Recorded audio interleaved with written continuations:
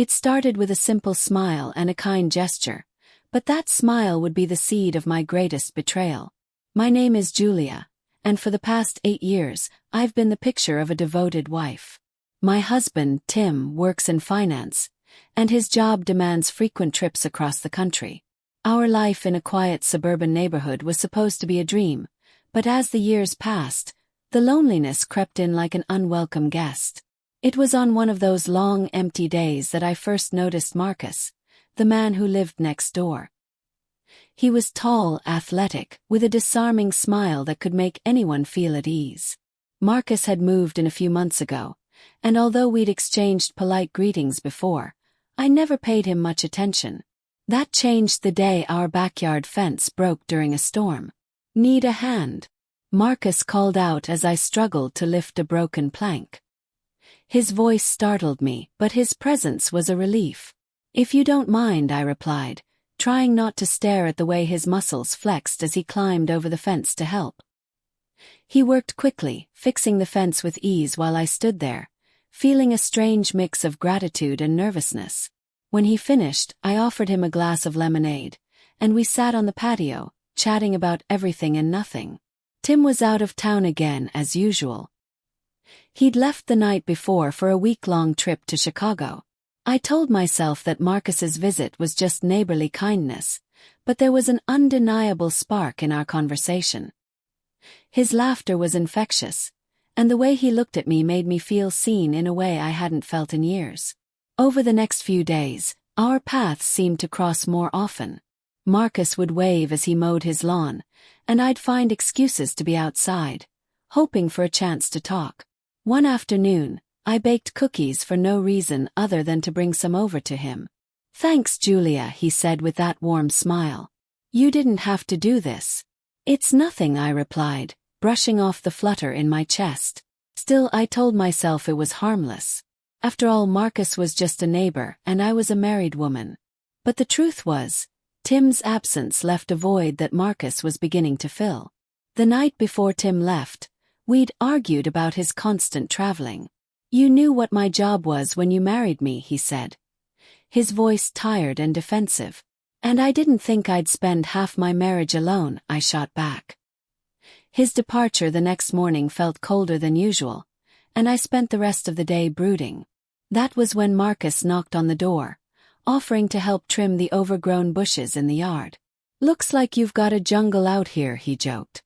We spent the afternoon working side by side, chatting and laughing like old friends. When the sun began to set, Marcus stood back and admired our handiwork. "Looks good, doesn't it?" he said. I nodded, feeling a strange sense of pride in our teamwork. As he left that evening, I caught myself staring at him a moment too long.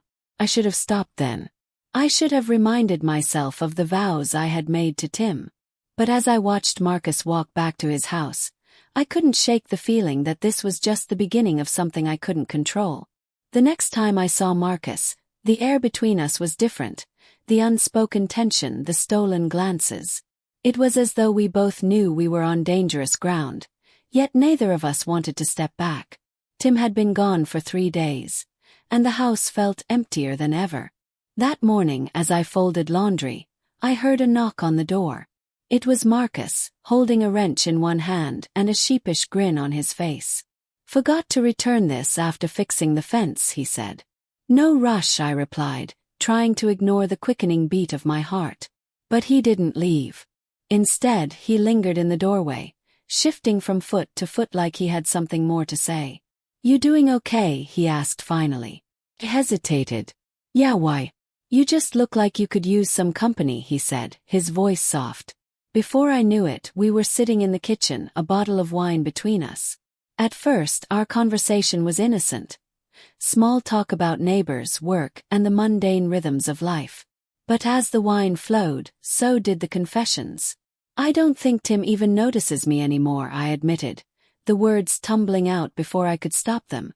Marcus frowned, his brow furrowing. "That's hard to believe." "You're incredible, Julia." The way he said my name sent a shiver down my spine. I knew I should have stopped right then, told him to leave, but his words filled a void I hadn't realized was so deep. Thank you, I whispered, looking down at my glass. When I glanced up, his gaze was locked on mine. The silence stretched, thick and heavy. Until he finally spoke. Julia, He began, but I cut him off. Don't, I said, standing up so quickly my chair scraped against the floor. You should go. He nodded, his expression unreadable, and left without another word. But the next day he was back. This time it was late afternoon, and I was outside watering the garden. Marcus leaned against the fence, watching me with that same intensity that both thrilled and terrified me. You're avoiding me, he said. I'm not, I replied, though we both knew it was a lie. Look, Julia, I didn't mean to make things weird. I like talking to you, he said. His honesty disarmed me. I like talking to you too, I admitted. That evening he came over again. It started with a simple dinner, just two neighbors sharing a meal, but as the night wore on, the boundaries between us began to blur. We moved to the couch, and our conversation turned deeper, more personal. Marcus told me about his failed relationships, his struggles with loneliness. I told him about the emptiness that had crept into my marriage. And then it happened. One moment we were sitting there, inches apart, and the next, his lips were on mine. The kiss was electric, pulling me into a whirlwind of desire and guilt. Marcus, we can't, I whispered, pulling away. Tell me you don't want this, he said, his voice low and steady. But I couldn't. The weeks of loneliness, the resentment, the longing, they all came crashing down, and I let myself fall. We stumbled into the bedroom, shedding our inhibitions along with our clothes. For the first time in years I felt alive, wanted, and utterly consumed. When it was over, I lay there staring at the ceiling as the weight of what I'd done began to sink in. This is a mistake, I murmured. Marcus turned to me, his expression unreadable. If it's a mistake, why did it feel so right? I didn't have an answer. Tim wasn't supposed to be home until Friday evening, but the sound of the front door slamming shut on Thursday afternoon froze me in place. I was in the kitchen, my heart racing as I quickly closed the text conversation I'd been having with Marcus. Julia. Tim's voice echoed through the house. I plastered on a smile and stepped into the hallway, wiping my sweaty palms on my jeans. You're home early, I said, trying to sound casual. Flight got cancelled, he replied, his eyes scanning me in that way that made my stomach churn. Everything okay? Of course, I lied. Tim set his suitcase down and pulled me into a hug. I stiffened, worried he might somehow smell Marcus on me, but he didn't say anything, just kissed the top of my head and muttered something about being exhausted. For the rest of the evening I felt like I was walking on a tightrope. Every glance Tim gave me felt like an accusation. Every sound seemed louder, sharper, like the house itself was about to betray me. After dinner, Tim went upstairs to unpack while I cleaned the kitchen. I was wiping down the counter when I saw it.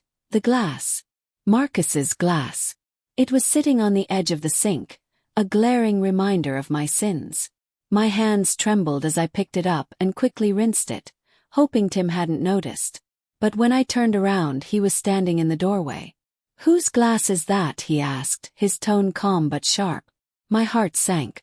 Oh, just a neighbor's, I said too quickly. Marcus came by the other day to borrow something, and I gave him a drink. Tim's eyes narrowed. Marcus. The guy next door. I nodded, avoiding his gaze. Ha, he said, leaning against the doorframe. Funny how you never mentioned it. Forced a laugh. It wasn't a big deal. Tim didn't respond. Instead, he just stood there, watching me with an intensity that made my skin crawl. Finally, he turned and walked out of the kitchen, leaving me to stew in my guilt. That night I barely slept. Tim was unusually quiet, his body stiff and unyielding next to mine in bed.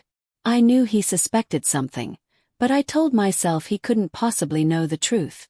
The next morning, I woke up to find him already downstairs, sipping coffee at the table.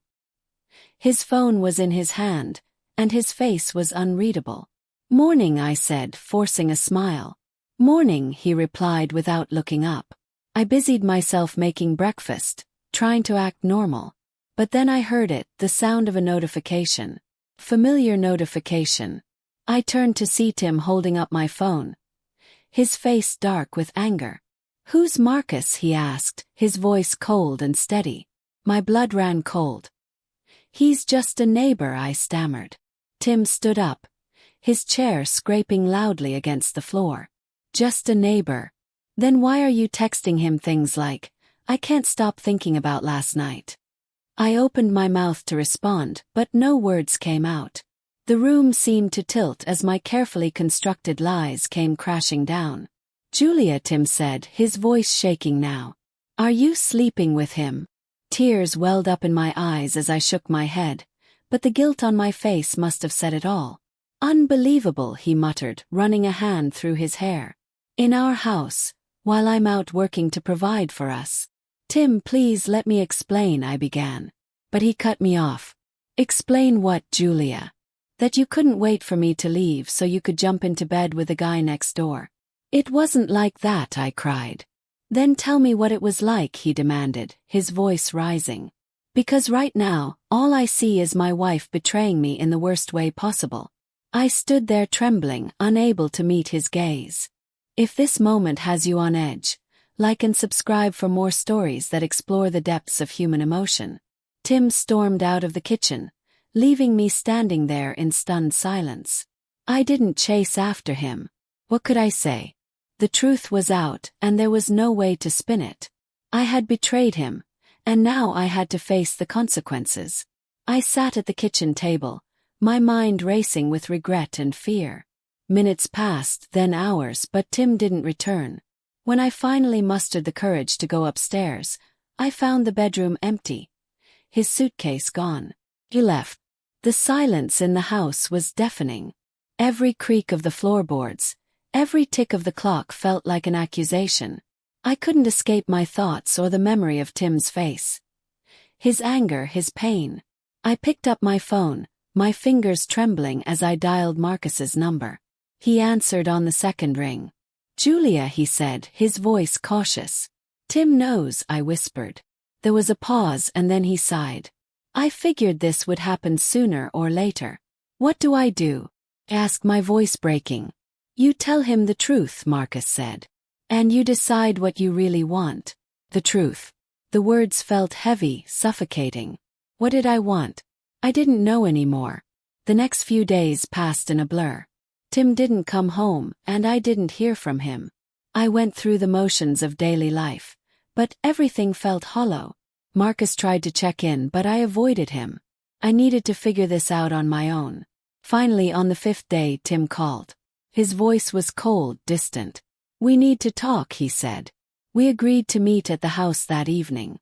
I spent the day cleaning obsessively, as if scrubbing the floors could somehow erase what I'd done. When Tim arrived, he looked like a stranger. His face hard, his eyes void of the warmth I'd once known. We sat across from each other in the living room, the tension between us palpable. "So," he said, breaking the silence, "are you going to tell me the truth, or should I fill in the blanks myself?" I took a deep breath. "I made a mistake, Tim. Terrible mistake. I was lonely, and I let myself believe that Marcus could fill the void." He laughed bitterly. "The void, Julia. I've been breaking my back to give us a good life, and you repay me by sleeping with a neighbor." "I know," I said, tears streaming down my face. "I know I hurt you, and I'll never forgive myself for it. But you've been gone so much, Tim. I felt like I was living this life alone." His eyes softened for a moment, but then he shook his head. "So that's your excuse? That I worked too much?" "It's not an excuse," I said. "It's an explanation. But it doesn't justify what I did." "Nothing does." Tim stood up, pacing the room. "I don't know if I can forgive you, Julia. This isn't something you just come back from." "I understand," I said, my voice barely a whisper. For a long time, neither of us spoke. Finally, Tim turned to me. "I'm staying with a friend for now," he said. "I need time to think." "Take all the time you need," I said, my heart breaking with each word. As he walked out the door, I felt a crushing weight settle over me. This was my fault. I had destroyed our marriage, and now I had to live with the consequences. Days turned into weeks, and the house felt emptier than ever. I didn't hear much from Tim, and I avoided Marcus entirely. I couldn't face him, not after everything. Instead, I spent my time reflecting, writing down my thoughts, and trying to understand how I had let myself get so far off track. Each day, I held on to the faint hope that Tim would call, that he'd come back and tell me we could try to fix this. But deep down, I knew that hope was fragile. One evening, nearly a month after Tim left, I heard the doorbell. My heart leapt as I rushed to the door, half expecting to see Tim standing there with a suitcase. It was him, but he didn't have a suitcase. Instead, he was holding a small stack of papers. "Can we talk?" he asked, his voice calm but distant. "Of course," I said, stepping aside to let him in. We sat down in the living room, the tension between us as thick as it had been the night he left. "I've been thinking a lot," Tim began, setting the papers on the coffee table. "About us. About what happened. And I realized I can't just sweep this under the rug, Julia." I nodded, tears already welling up in my eyes. "I understand. But," he continued, his voice softening, "I also can't ignore the part one played in this. I was so focused on work that I didn't see how lonely you were. That doesn't excuse what you did, but it makes me realize how much we both need to change." I looked at him, my heart pounding. "Does that mean you're willing to try?" Tim sighed. "I don't know. That's the truth. I came here tonight to tell you that I'm filing for a separation." He gestured to the papers. "This will give us both some time and space to figure out what we really want." The words hit me like a punch to the gut, but I nodded. "If that's what you need." "It's not just for me, Julia," he said. "It's for you too. You need to decide if this marriage is what you truly want, or if you're looking for something else." "I know what I want," I said, my voice trembling. "I want us, Tim. I'll do whatever it takes to make this right." Tim's expression softened, but he didn't say anything. Instead, he stood up and headed for the door. "I'll be in touch," he said before walking out. The weeks that followed were some of the hardest of my life. The house felt like a tomb, filled with memories of happier times. I threw myself into therapy, determined to understand why I had made the choices I did and how I could become a better version of myself. I reached out to Tim occasionally, sharing updates on my progress and apologizing again for what I had done. He was polite but distant, keeping his responses short and to the point. As the months passed, I began to feel a strange sense of peace. I didn't know if Tim and I would ever reconcile, but I knew I was taking the steps to heal, no matter what happened. One evening, almost 6 months after Tim left, he showed up at the door again. This time he wasn't holding papers. "I've been thinking," he said, his voice steady, "about everything. And I've realized I don't want to throw away what we had without giving it one last shot." My breath caught in my throat. "Are you sure?" "I'm not saying it'll be easy," he said. "And I'm not saying I've forgiven you yet. But I still love you, Julia. And if you're willing to put in the work, I am too." Tears streamed down my face as I nodded. "I'm willing, Tim. I'll do whatever it takes." That night, for the first time in months, we sat together and talked, really talked. It was painful and messy, but it was also the first step toward rebuilding what we had lost. What would you do if you were in Tim's shoes? Share your thoughts in the comments, and don't forget to like and subscribe for more powerful emotional stories that dive deep into life's toughest moments.